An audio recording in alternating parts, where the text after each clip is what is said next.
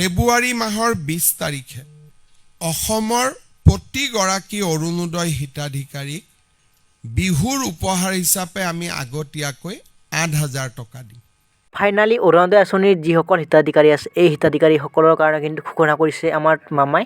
তো জানুৱাৰী মাহত আপোনালোকে অৰুণোদয় আঁচনিৰ যি একেলগতে মানে 31 কোটি টকা দিয়া কথা আছিল, এই 31 কোটি কিন্তু লাভ কৰিব 8,000 কোটি টকা। আপোনালোকে এই 8,000 টকাটো আপোনালোকে ফেব্ৰুৱাৰী মাহৰ 20 তাৰিখে দিম বুলি মামাই ঘোষণা কৰিছে। তো আপোনালোকে ভিডিঅ' ক্লিপটো আপোনালোকে চাওক, চালি আপোনালোকে জানিব পাৰিব। ফেব্ৰুৱাৰী মাহৰ 20 তাৰিখে অসমৰ প্ৰতিগৰাকী অৰুণোদয় হিতাধিকাৰীক বিহুৰ উপহাৰ হিচাপে আমি আগতীয়াকৈ 8,000 টকা দিম।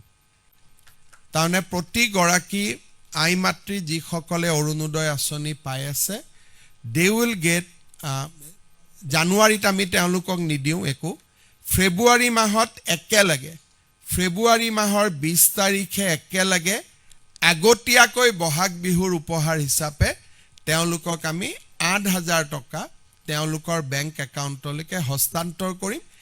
তেতিয়া আৰু বিহুলৈকে তেওঁলোকে সুন্দৰভাৱে তেওঁলোকৰ বিহু পালন কৰিব পাৰিব। মই আপোনালোকৰ জৰিয়তে অসমৰ আই মাতৃ সকললৈকে এই সুন্দৰ উপহাৰটো ঘোষণা কৰিব খুজিছোঁ।